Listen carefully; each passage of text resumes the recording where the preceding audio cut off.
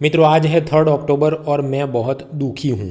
दुखी होने का कारण ये है कि कुछ दूसरे प्रोजेक्ट्स में लगा था, इसलिए मैं 1 और 2 अक्टूबर को डेली करंट अफेयर्स की ऑडियो नोट बना नहीं सका।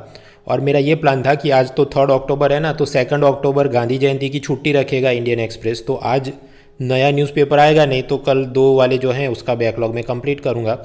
लेकिन इन लोगों ने धोखा किया है और आज भी न्यूज़पेपर पब्लिश किया है।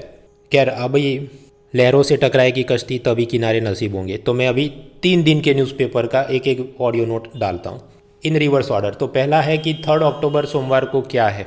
सरकार कुछ सोच रही है कि ये जो electric vehicle, hydrogen fuel cell, flex fuels, ऐसे क्लीन एनर्जी टाइप के या कम पॉल्यूटिंग ऑटोमोबाइल्स होंगे, उस पर कम टैक्स लगाया जाए, उसको टैक्स में कुछ माफ़ी दी जाए। दूसरा, फॉडर यानी घास चारा, वो बहुत ज़्यादा महंगा हो रहा है। 1 क्विंटल गेहूं की कीमत है 2200 रुपये और 1 क्विंटल ग्रीन फॉडर हरे घास की कीमत है 2000 रुपये। मतलब 2000 में घास चारा और 2200 में इंसान के खाने का गेहूं, 100 किलो का ये भाव चल रहा है। तो ऑब्वियसली यू कैन अंडरस्टैंड कि दूध महंगा होना लाजमी है। प्रॉब्लम ये भी है कि फार्मर को वो दूध बेचता है तो अच्छा प्राइस मिल नहीं रहा है। ऊपर से ये लंपी स्किन डिजीज़ के चलते फार्मर्स के सब मवेशी मर रहे हैं। So how to go about it, what is the way forward.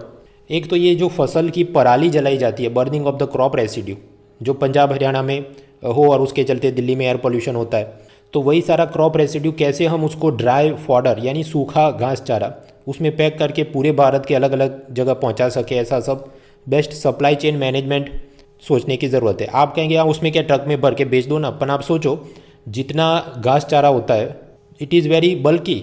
अब आप ट्रक में भरेंगे, ट्रक का डीजल का खर्चा इतना है कि पंजाब हरियाणा से वो पराली अगर आप मध्य प्रदेश भेज रहे हैं तो वो मतलब पर यूनिट कॉस्ट के हिसाब से सब गड़बड़ा जाता है। So some more research development is required कि कैसे इतने सारे वॉल्यूमिनस क्रॉप रेसिड्यू को कॉम्प्रेस कर सके, उसका वजन कम कर सके, या उसमें से एकदम न्यूट्रिएंट जो एलिमेंट है उसको कॉम्प्रेस करके बॉर्नवीटा जैसा पाउडर बन जाए।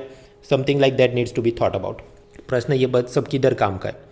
प्रीलिम में तो खास नहीं, लेकिन यूपीएससी मेंस पेपर 3 जहाँ पर animal husbandry, doubling farmers income, food inflation, ये सब में सोचने लिखने के मुद्दे। इसके अलावा दुखद समाचार में इंडोनेशिया में फुटबॉल टूर्नामेंट हो रही थी और अचानक भगदड़ मची, 125 लोग का मृत्यु हो गया। तो ये क्या हुआ? मैन मेड डिज़ास्टर, मानव सर्जित आपदा।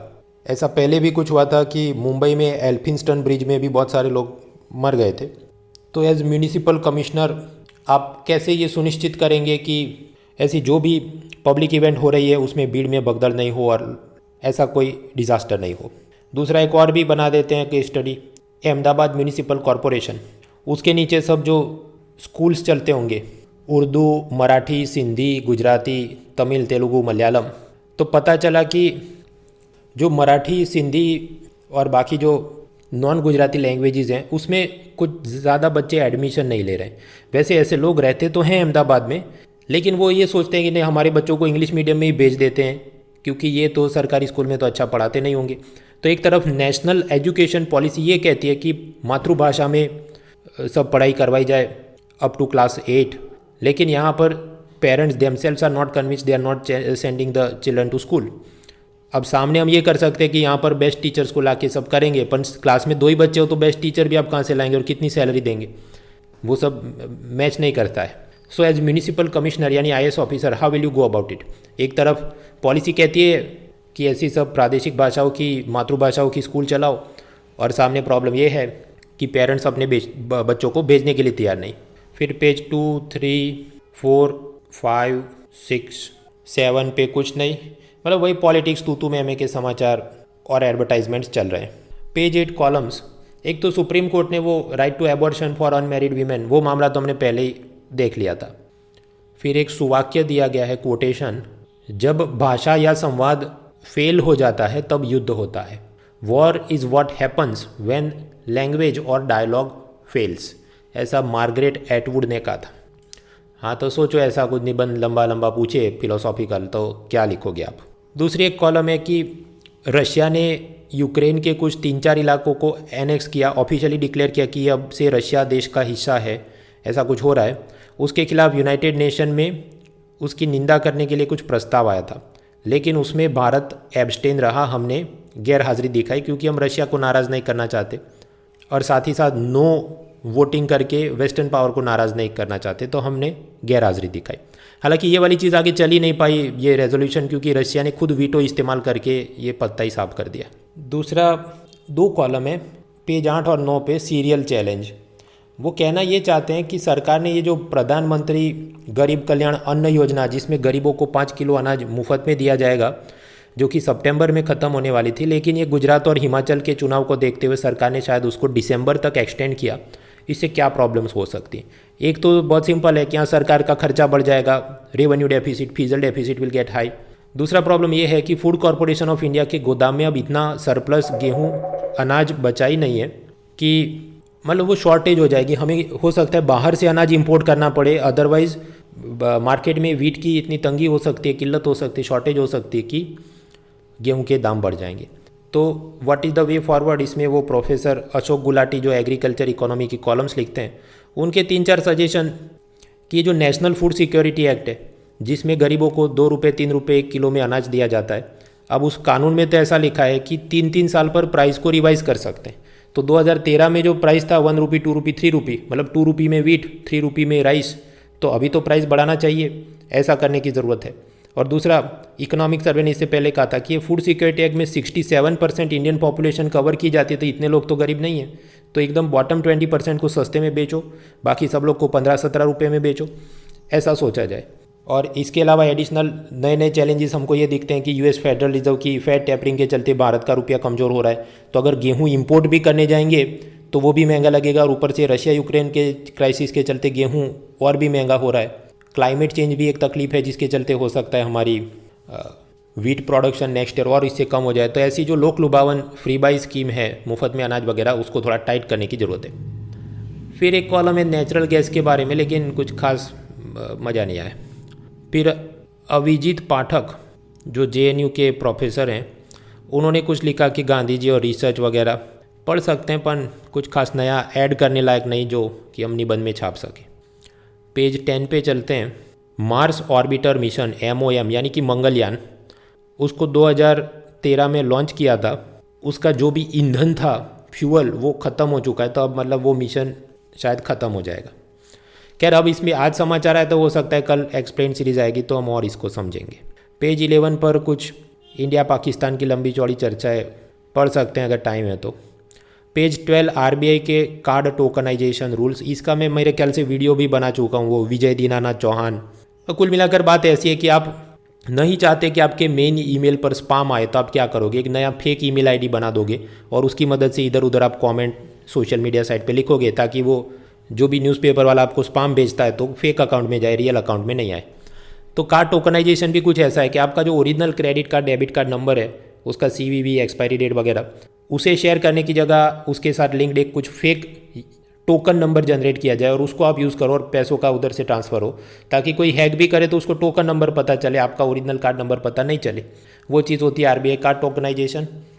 तो इससे क्या फ़ायदा हो, आपकी सिक्योरिटी बढ़े। तो 1-2 लाइन तक का ही मुद्दा है। अगर आप पुराने पेपर देखें तो यूजुअली ऐसी चीज़ों का मतलब प्राइमरी कोर ऑब्जेक्टिव क्या है उतना पता होना चाहिए। अब ये कैसे असल ज़िंदगी में काम करता है, लंबी चौड़ी एक्सप्लेन सीरीज़ है, आपको समझ सकते हैं, पर मैं इस पे इतना टाइम इन्वेस्ट नहीं करूँगा। फिर एक और मुद्दा है साइंस टेक एक्सप्लेन सीरीज़ में, समंदर का पानी वो अल्कलाइन होता है। आप जानते हैं पीएच अगर 7 से ऊपर हो तो वो अल्कलाइन माना जाता है और 7 से कम हो तो एसिडिक माना जाता है। हाँ, तो समंदर का पानी उसकी पीएच जनरली 8.1 होती है, तो मतलब वो क्या हुआ, अल्कलाइन हुआ, क्योंकि 7 से ऊपर है। और उस हिसाब से उसके जितने भी मरीन ऑर्गेनिज्म हैं उन्होंने अपनी लाइफस्टाइल को अडॉप्ट किया है। अब साइंटिस्ट को तकलीफ ये लग रही है कि आर्कटिक ओशन में वहाँ का जो भी ग्लेशियर पिघल के पानी और ऐड होगा, फ्रेश वाटर, उसके चलते हो सकता है कि उसमें जो भी केमिकल या नया होगा तो ये पीएच जो एसिडिक थी, माफ़ कीजिए अल्कलाइन थी, वो थोड़ी एसिडिक हो जाएगी। तो उसके चलते जो भी वहाँ के जीव हैं उनको परेशानी हो सकती है। तो जो भी प्लैंकटन, फिश, वो ख़त्म हो जाएंगे। उसके चलते उस पर जीने वाले पोलर बियर्स ख़त्म हो जाएंगे, पूरी फूड चेन, फूड वेब को नुकसान हो सकता है वगैरह। फिर एक और एक्सपेंड सीरीज़ है ब्रिटेन में आर्थिक तंगी से, आर्थिक जो समस्या है, संकट है, इकोनॉमिक क्राइसिस, उससे भारत को क्या। अब इतना लंबा कुछ समझने का मुझे फ़ायदा लगता नहीं। इकोनॉमिक सर्वे अगले साल आएगा, 2 लाइन लिख देगा, उतना हम समझ लेंगे। यूनिवर्सिटी ग्रांट्स कमीशन यूजीसी, उसने कुछ दिशा निर्देश जारी किया। वैसे आपको असिस्टेंट प्रोफेसर, एसोसिएट प्रोफेसर ऐसा कुछ बनना हो तो पीएचडी डिग्री इज़ मस्ट। लेकिन यूजीसी ने यह कहा कि कई सारे लोग प्रतिभावान होते हैं जिन्होंने इंडस्ट्री में लंबा समय काम किया है, कम से कम 15 ईयर्स का एक्सपीरियंस है, तो भले उसके पास पीएचडी ना हो लेकिन उसको भी प्रोफेसर बना सकते हैं और उसको हम कहेंगे प्रोफेसर ऑफ प्रैक्टिस। और उनका काम ये होगा कि जो भी सिलेबस डिज़ाइन करना, सब ये इंटर्नशिप वाला कोऑर्डिनेशन का काम, लेक्चर्स लेना ये। लेकिन कुछ शर्तें होंगी कि एक कॉलेज में सपोज़ कि नॉट मोर देन 10% फैकल्टी इस टाइप के प्रोफेसर ऑफ प्रैक्टिस हो सकते हैं। तो इससे फ़ायदा क्या होगा, जो अपना सिलेबस है, टीचिंग है, वो बहुत ही एकेडमिक सेंट्रिक है, लेकिन जो इंडस्ट्रियल रिक्वायरमेंट है, मॉडर्न रियलिटीज़ हैं, उसको वो मैच नहीं करता। तो ऐसे प्रोफेसर ऑफ प्रैक्टिस आएंगे तो थोड़ा कामकाज बेटर तरीके से होगा और स्टूडेंट का स्किल सेट, आउटलुक डेवलप होगा तो इंडस्ट्री में अच्छा काम कर पाएंगे। पेज 13 इंटरनेशनल समाचार में वही सब रशिया, यूक्रेन और ईरान में याद करो, एक महिला को मोरालिटी पुलिस ने गिरफ्तार किया था और इतना टॉर्चर किया कि वो मर गई, महसा अमीनी। उसके खिलाफ, पुलिस के खिलाफ विरोध प्रदर्शन, लेकिन ईरान के जो सांसद हैं, लॉ मेकर्स, वो तो कह रहे नहीं पुलिस ने ये सब अच्छा किया वगैरह। प्रिंस चार्ल्स जो कि अब राजा बन गए, किंग चार्ल्स, तो वो पहले थोड़ा एनवायरमेंटल एक्टिविज्म करते थे, इधर उधर ग्रेटा थनबर्ग की तरफ जाकर कुछ बयानबाजी करते होंगे। लेकिन अब क्योंकि वो राजा बन गए हैं और वो उनका जो सेरेमोनियल हेड है कंट्री का, तो अब तय किया है कि वो नहीं जाएंगे। इजिप्ट में कुछ समिट होने वाली थी, लेकिन कि नहीं, अब आपको थोड़ा न्यूट्रल रहना है तो सरकार को बोलने दो, आपको ग्रेटा थनबर्ग बनने की ज़रूरत नहीं है।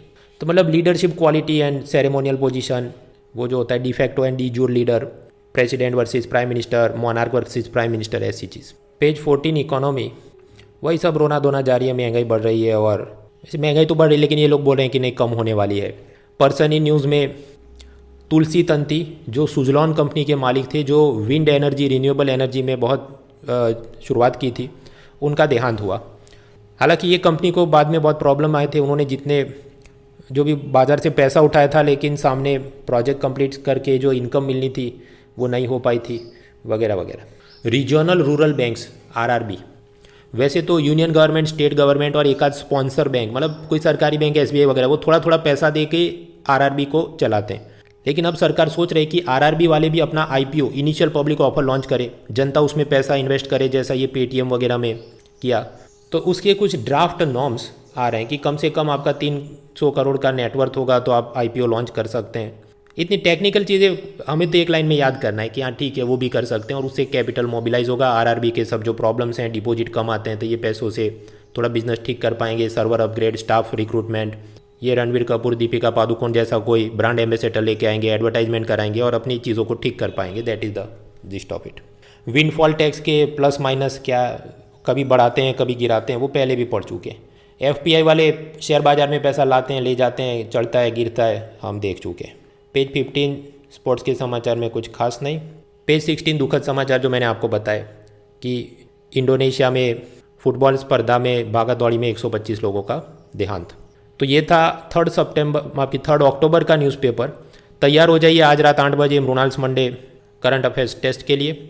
और अभी रिवर्स ऑर्डर में मैं 2 और 1 अक्टूबर का थोड़ा थोड़ा टाइम मिले तो उसका भी या आने वाले कुछ समय में, या तो आज ही या कल परसों तक में बैकलॉग कंप्लीट करता हूँ। इसे आप भी सबक लीजिए कि बैकलॉग करेंगे, जो भी पढ़ाई लिखाई कर रही है आपकी, जो आप बुक्स पढ़ते हैं, लेक्चर पढ़ते हैं, तो बैकलॉग करोगे तो भाई वो बोझ चक्रवृद्धि ब्याज, कंपाउंड इंटरेस्ट की तरह बढ़ते जाता है। फिर एक ऐसा समय है कि आपको स्किप ही कर देना पड़ेगा, अब मुझसे नहीं होगा। You should not allow yourself to be cornered like that.